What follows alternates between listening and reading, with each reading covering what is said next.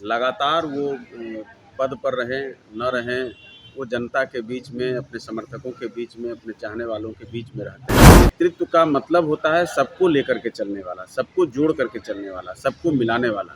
और हम लोगों ने भी कहा है कि हमारी तैयारी कई सीटों पर चल रही है। उस अनुरूप फिर जो जहाँ जीतने वाले कैंडिडेट होंगे उस पर एनडीए मिल बैठ के तय कर लेगा। इसमें कोई बहुत रार नहीं है। सब लोग एक दूसरे को, मूल है कि हम लोग कैसे 40 के 40 लोकसभा सीट को जीत पाएँ, इस पर हमारा पूरा फोकस। अब उसमें कौन किस पर भारी पड़ेगा, किसका कहाँ पे एडजस्टमेंट बेहतर तरीके से हो सकेगा, ये सब हमारे शीर्ष नेतृत्व लोग बैठ करके तय करेंगे और उसी में सारी चीज़ें तय होंगी। इलेक्शन के चलते देश के अंदर बहुत सारे विकास कार्यों में प्रॉब्लम होता है। दूसरा ये है कि एक आप बेहतर तरीके से 5 साल एक समय मिलेगा और उसमें एक दूरगामी रणनीति बनाकर, दूरगामी नीति बनाकर आप जनता को ज़्यादा सर्व कर सकते हैं। आप अगर हमेशा चुनावी मोड में रहते हैं तो फिर आप सही से पब्लिक को जो आउटपुट देना होता है वो सरकार नहीं दे पाती। नमस्कार, मैं हूं अनूप नारायण सिंह और आप देख रहे हैं बिहार टॉक के डिजिटल प्लेटफॉर्म को। हम हैं पटना में पूर्व मुख्यमंत्री जीतन राम मांझी जी के आवास पर और हमारे साथ हैं हम सेकुलर के राष्ट्रीय मुख्य प्रवक्ता श्याम सुंदर शरण जी। जिस तरह से एनडीए ने बिहार में 40 लोकसभा सीटों के लिए अपने उम्मीदवारों की तलाश शुरू कर दी है, इसी कड़ी में हम सेकुलर ने डॉक्टर अनिल कुमार, जो पूर्व मंत्री भी हैं और वर्तमान में टेकारी गया से विधायक है, उन्हें प्रदेश अध्यक्ष बनाया है। माना जा रहा है कि गया से जीतन राम मांझी के पुत्र संतोष मांझी चुनाव लड़ेंगे और इसी को लेकर भूमिहार वोट बैंक को प्रभावित करने के लिए हम सेकुलर ने एक बड़ा गेम खेला है। बहुत सारे सवाल हैं, आइए जानते हैं श्याम सुंदर शरण जी। सबसे पहले आपका स्वागत। धन्यवाद। क्या लगता है अनिल कुमार को क्यों बनाया गया है प्रदेश अध्यक्ष? अनिल कुमार जी को प्रदेश अध्यक्ष बनाने का मूल कारण है कि डॉक्टर अनिल कुमार जी एक कुशल संगठनकर्ता रहे और छात्र जीवन से वो राजनीति में हैं और लगातार वो पद पर रहें न रहें, वो जनता के बीच में, अपने समर्थकों के बीच में, अपने चाहने वालों के बीच में रहते हैं और एक बेहतरीन, मैंने पहले ही कहा कि कुशल संगठनकर्ता हैं। उनके अंदर ये क्षमता है कि वो कार्यकर्ताओं को और जनता को, सबको जोड़ने की उनमें अद्भुत कला है। सबको लेकर के चलने में वो समर्थ हैं। तो पार्टी का नेतृत्व कोई ठीक है, आपकी अपनी विवेचना होगी, लेकिन नेतृत्व का मतलब होता है सबको लेकर के चलने वाला, सबको जोड़ करके चलने वाला, सबको मिलाने वाला।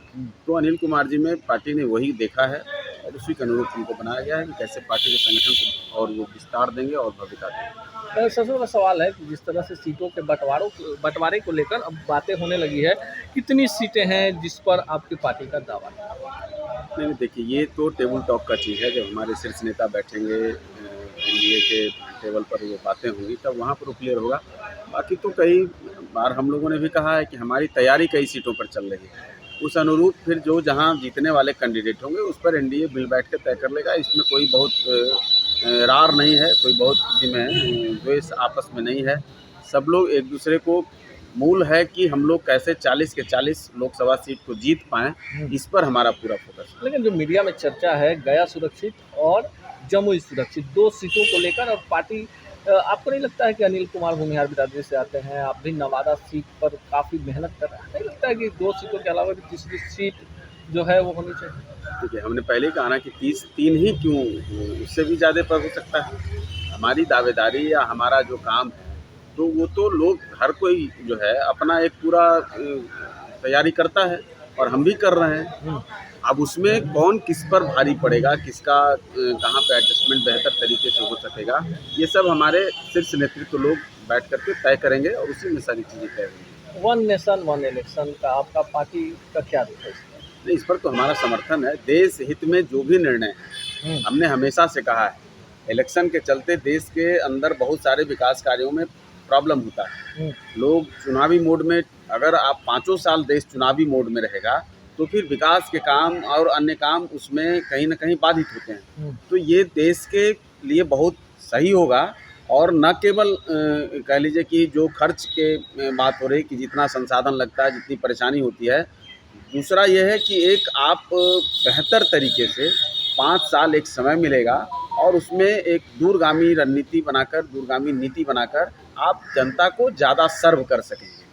आप अगर हमेशा चुनावी मोड में रहते हैं तो फिर आप सही से पब्लिक को जो आउटपुट देना होता है वो सरकार नहीं दे पाती। नीतीश जी कह रहे हैं कि चुनाव समय से पूर्व होगा, इसी के लिए विशेष सत्र बुलाया गया है संसद का। इस पर क्या पार्टी करेगी? अब नीतीश जी किस आधार पे कह रहे हैं, वो उनका अपना सोर्स होगा, उन पर मैं बहुत टिप्पणी क्या कर सकता हूँ। लेकिन ये चीज़ें तय करने का अधिकार न नीतीश जी को है न हमको है।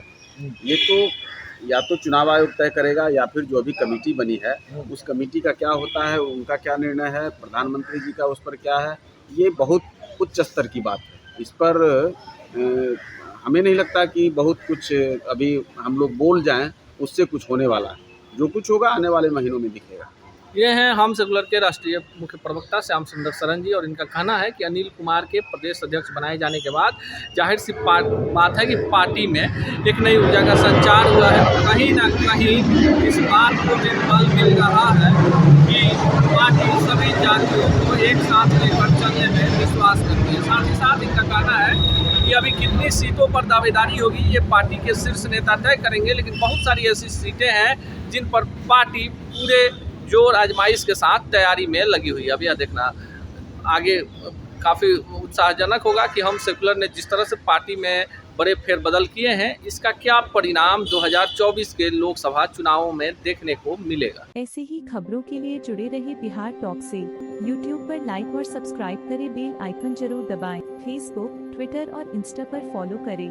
धन्यवाद।